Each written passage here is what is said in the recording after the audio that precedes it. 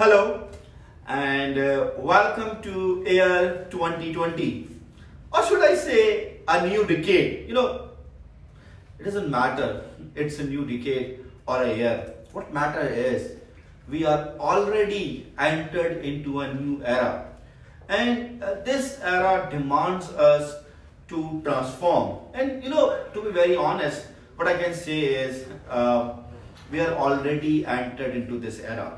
And for me, the name of this era is transformation.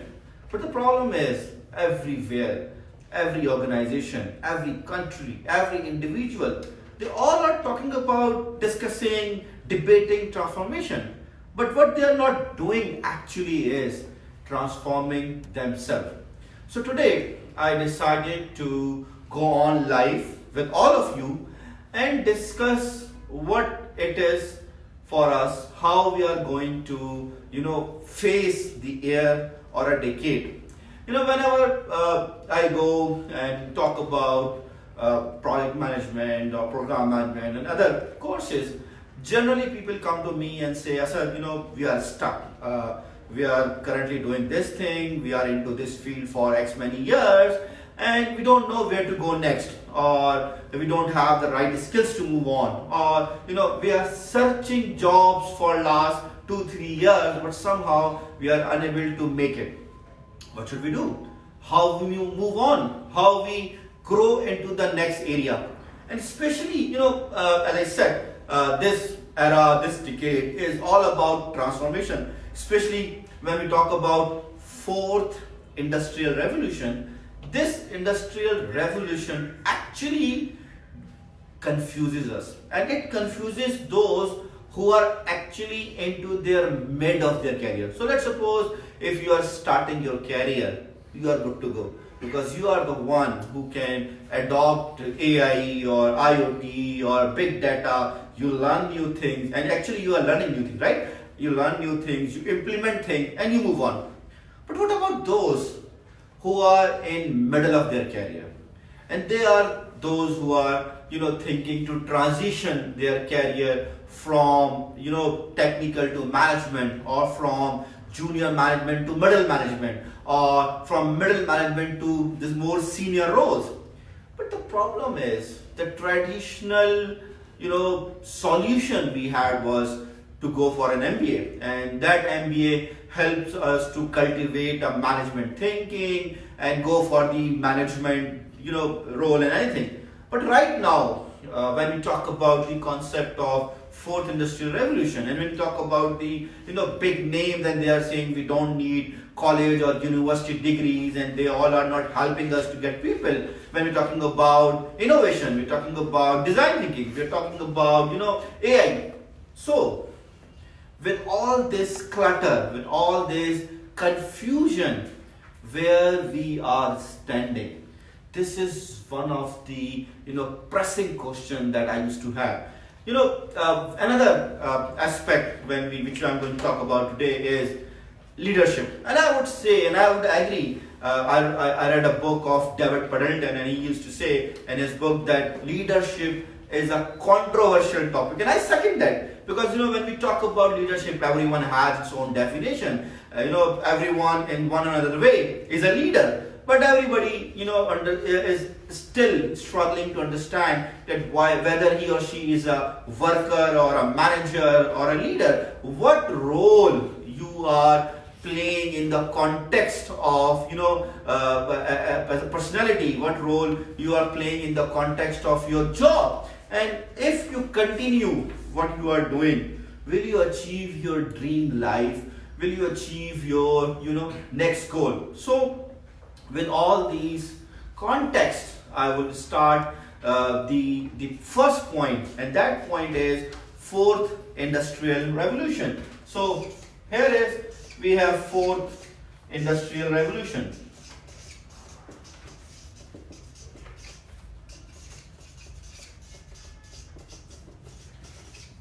So in fourth industrial revolution, what is the one thing? It's not AI, it's not IoT, big data. No, what is the core one aspect that you need to build in your personality that you need to build as a strength is innovation. So, are you innovative or not? The key ingredient of your personality, the key ingredient of your leadership personality that you want to acquire is innovation. How innovative you are, how you think out of the box. Generally my mind says think out of the box, be strategic, be proactive, whatever it is. But if I have to sum it up, is innovation, how you are. And for me, whenever I explain innovation, and I explain innovation in a very simple term, that for me innovation is challenge the assumptions. So whatever role, whatever job, whatever industry you are working right now, you need to see it from the innovation mindset, and you have to see what are the core assumptions of that industry and how you can actually challenge those assumptions and eventually give a solution. So if you can challenge the assumptions and give the solution, then it means you are growing and you are making something great for you and for your company and for your organization and for your country. So we are living in an era of fourth industrial revolution. It demands us to be innovative. But are you innovative? Depends. Do you ask a lot of questions? Depends, right? Or maybe you are just following what is going on. So here I have an interesting aspect which helped me at some point of time and actually hurts me at some point of time. So whenever we talk about leadership, whenever we talk about transitioning from one role to another role, the important aspect that we learn is to assess our personality. So what we are.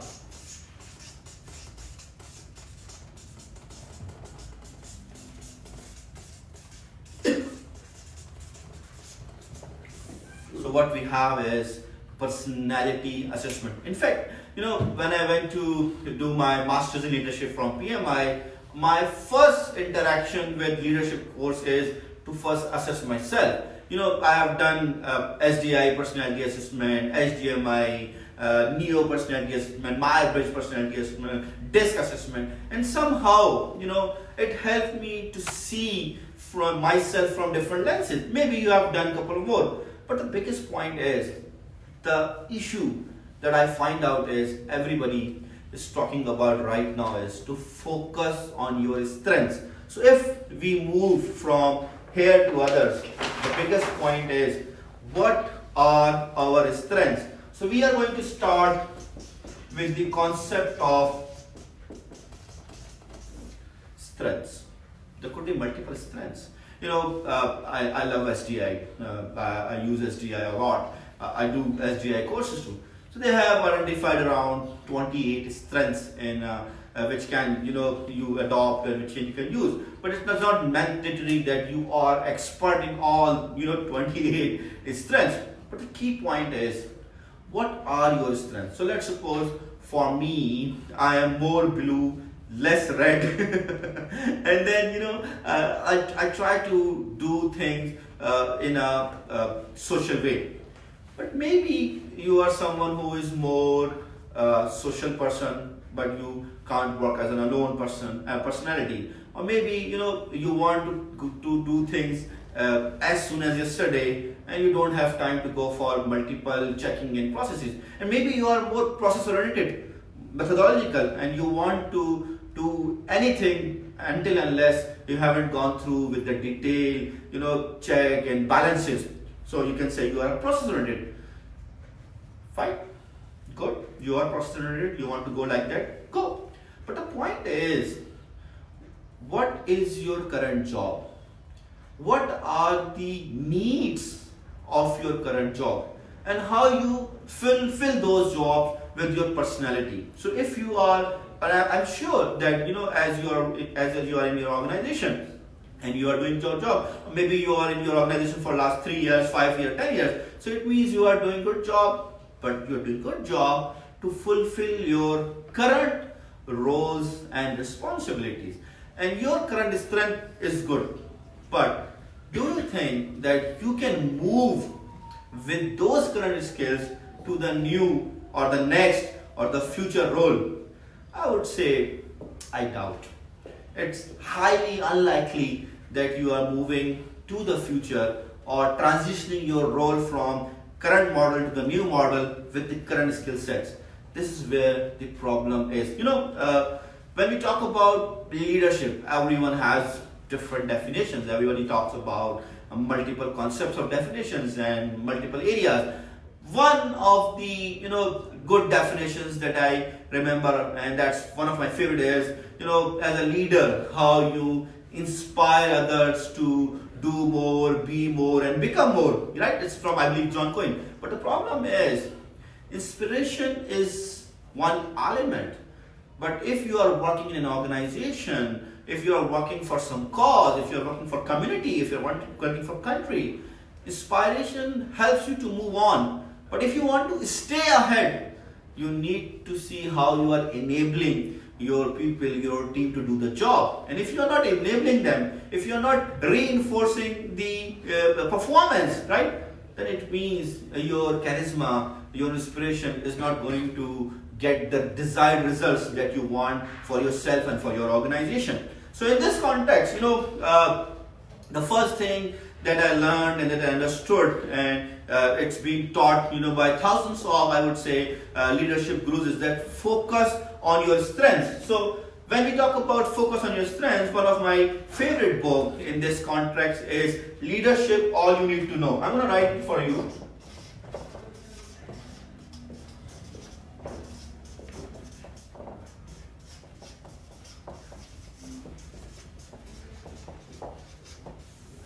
In this book, Leadership, All You Need to Know by David Paddleton, what they actually recommend is that you should focus on your strengths rather than going for all out and making everything your strength. Focus on your strength, and those stuff and the things that are your weaknesses. What you need to do is you engage with those whose strengths are your weakness, and this is quite good. And I did the same thing. So if I look at the concept of leadership, all you need to know, and the concept of strengths, his team actually defined overall personality into 3 areas. And they say, as an individual, you can be good in 2 areas out of 3. So what are the 3 areas that they talk about? Is the first area that they talk about is strategy. So let's suppose you are very good in developing strategies and to following through strategies. The second area that they talk about is operations. And the third area that they talk about is relationships. Relationships, or you can say network. So what their point is, what is the point of Leadership, All You Need to Know by David Paddleton is, don't try to be expert in all. So let's suppose when they did my personality assessment back in 2015, they got to know that, and actually somehow I got to know it, I am strategic, I am quite operational, but I am not at all network resource. So I am S positive, O positive, but N negative. So here I dominate by understanding the strategy, developing the strategy, envisioning the future, working hands-on, working with my team. That's good. But the problem is, in my professional life, I'm very extrovert. In my workshop, in my classes, I'm very extrovert. But in my personal life, I'm very introvert. I don't have much friends. I don't want to go and meet with lots of people and say, hell, I'm here, let's do something, let's go for some outing, let's go for some picnic, let's go for some, corporate dinners. That's not me. So what I need to do? Is I need to hire or engage those people who are good into networking so that they can sell my courses, they can sell my services, they can engage with lots of other people, and they build a network, and that network is going to help me to do or to grow my business. And I did the same thing rather than focusing on networking, because I knew it before this assessment. And what I did is, when I was in New York, I talked to one of the top guru of small conversation, and I said, why can't you, coach me? And he coached me, and he said, "No, these are the specific skills that you can employ to be a networking resource or to be a good networker." But somehow, somewhere, I was unable to, become a good networking resource. And when I read this book, this concept, leadership, all you need to know, I said, wow, perfect. I don't need to be a duck, because their point is, a duck can swim, a duck can run, a duck can fly. But if you say, hey, there's a competition of a flying, duck won't win. If there's a competition of swimming, duck won't win. If there's a competition of running, duck won't win. So don't try to be a duck. What you need to do is identify your core strengths and focus on your core strengths and engage with those people whose strengths are your weaknesses. And you know what? I got relaxed. I started engaging people whose strengths were my weaknesses, and we were doing good. But what happens is, I decided to go into a new area. I decided to set my future with some specific set of projects. And I said, well, I'm good into it. I can make good product into it. I can sell about it.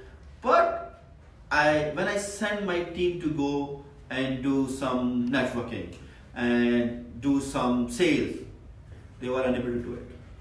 And I was very surprised. The same methods, same formula, same personality, my strengths were working previously. Why it is not working for my next target? Why it is not working for my next, strategy? And then, thankfully, I would say, I read a book by Hermione Ibarra, and that book says, an interesting book, fantastic read. The book name is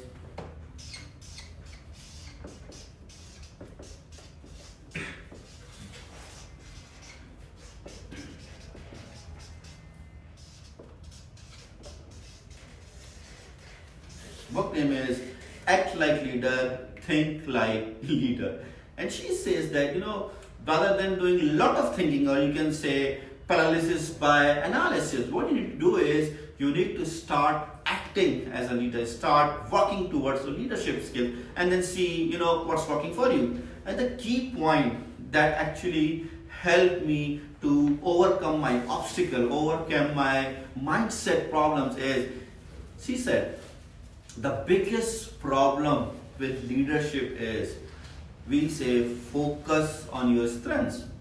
But what if your next target, your next job, your next growth depends on skill, depends on strength, which is your weakness? And that way, my dear, you cannot give it to somebody else. You cannot ask somebody else to do it for you. You have to do it. And then what she said is, what you need to do is, you need to leave, and I'm saying it again, what Hermione says is, you need to leave your current strength and make your weakness as a strength. So technically, in a nutshell, she's not saying to acquire all these strengths that you need to have. What she's saying is that, still there is no need to be a duck, but what needed is that you are acquiring a new skill, you are acquiring a new strength, but at the same time, you are leaving your previous strength. So if I look back the three core areas of leader from the perspective of David Parental books, and they also call it three primary colors of leadership. So based on three primary colors of leadership, as I said, one was strategy, the other one is operations, and then the third one is networking. So my current, or I should say the previous strength was strategy, operations, but I was bad in networking. And when I did the assessment and when I go deeper into it, I find out is what I need for my future, for my growth is strategy, but I don't need operations, and then I need to build networking skills. And when I find out this thing, it was shocking news to me, and I have to do a lot of things. So to make sure that I am not focusing on lots of operation, one of the metric of my team is how many number of days I did not came to office. So one of their job is, if I'm coming to office, it means they are not doing the good job. It means that I am not getting time to do networking. So I learn how to network with others. But at the same time, if I want to do networking, it means I need to leave and I need to get time so that I can do and focus on networking. So in that case, what I'm not doing is I'm not focusing on operations. So you are good in programming, you are good in engineering, you are good in designing, you want to become a manager, you want to become a CEO, you want to become a department head. But the problem is, you want to become a CEO, department head, manager by doing the job that currently you are doing. Friend, leaders, this is not going to work for you. This is not the way that you are going to grow in your next role. If you want to go and achieve your next role, if you want to grow and achieve your future, you have to identify two things. One, what is your future? And second, what are the key strengths required to achieve your future? And last year in 2019, I worked very hard on strategy execution. So, as I asked lots of people that what is 2020 for you in one word or one sentence, because whenever New Year kicks in, I define my goals and the areas that I need to focus on. But above all, what I do is I set a theme for my year. So last year my theme was strategy execution. This year my theme is growth leadership. So that's why I'm starting. Today is actually our first day in office for year 2020. So I'm starting my 2020 by talking about leadership with you guys, right? And this is how you work towards it. So I'm not thinking what should I do. What I'm doing right now is to guide you how to move your life, how to move your career from where you are to where you want to be. So generally, when people comes to me and talk about your career counseling, they seems to be stuck. That Asad, we are doing this job for 4 years, 5 years, 7 years. What should we do? Or we are trying very hard, but we are unable to achieve that market, that level that we need to achieve it. So here, my 2 cents are: if you are defining your future, first you need to assess the environment. What is going on? What is happening? What role you can play? So all those who are above 36 years of age and they are confused, I would say, that should I go back and learn coding of AI or do some development in terms of Internet of Things and cloud, I would say please don't. Understand these technologies from the perspective of business, not from the perspective of developer mindset. Number one, you're not supposed to do the development, you're supposed to manage the development. Number one. Number two, if you are stuck in your career and you want to transition, identify your near future role or maybe 4 or 5 year future role. That's one thing. But the second thing, which if you haven't done it, then you are not going to achieve your target, is identify the key strengths, identify the key areas that you need to adopt in your personality and then work towards it. And the last point, and I would say this is the key anchor of my 2019 learning. If I learned something in 2019 then it is capacity versus capability. Every year, either in terms of organizations, either in terms of individuals, we develop fancy strategies. We want to go for this, that, we want to achieve this, that. But global data says only 30% companies achieve their strategic objectives. Only, and I would say only 8% people achieve their personal goals that they develop at the start of the year. Why? Because they are too optimistic. I would say overly optimistic, overly, overconfident. And when they start rolling the ball, when they start doing the job, they forgot. And they stuck in their day-to-day job. So as a person, as an organization too, you need to balance. What you need to balance? You need to balance your current and you need to balance your future. And if I have to translate these two balancing into your personality, into your life, here, what Hermione says is, it's basically add before subtract. So add before subtract. So whatever your new skill that you want to achieve, whatever your new strength that you want to achieve in 2020 for your goals, for your target, you need to see what are the key strengths that you want to achieve and start working towards it. And what are the strengths that you have and you need to leave, and start leaving or delegating them to others. This is the key area, because what happened is that we became obsessed with our perfectionism. We became obsessed with what we do in a perfect way, and we want to see everybody to do the same job in a way that we are good into it, and it's not going to happen.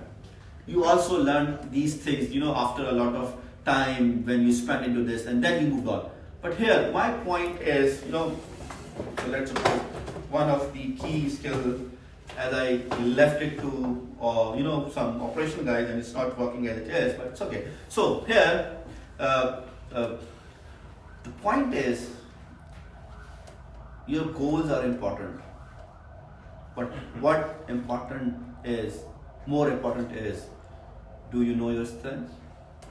Do you know your current strengths? And can you identify the strengths that are required for your future growth? If you can, and if you can achieve that, then nothing like it. And if you cannot, then I would say, you are wasting your time. And at the beginning, as I said, it's not just that we enter into a new era, we enter into a new decade, or we enter into a new era. Or do you want to start your era with your previous mindset, with your previous strengths? I would say no. It's your time, it's your life, and you need to change yourself. You need to change your mindset, you need to change your market, you need to change your industry, you need to change your organization, whatever suits you. But for this, you also need to work on your strengths. And if you cannot work on your strengths, so my dear, it's going to be a very, very tough thing for you. And at the end, I'm famous for giving gifts and famous for giving free courses. So we have decided to give you a 1-day full leadership workshop, where we will be working with you to identify your strengths, your future vision, and the strengths that you need to achieve your vision with the target market and everything. So at the end of this session, you will find a link of our course, which is going to happen on 24th of January 2020. I believe it's Friday. So Friday, 20th January 2020. This is the day when you are going to learn who you are and what you want to be. Thank you, and Allah Hafiz.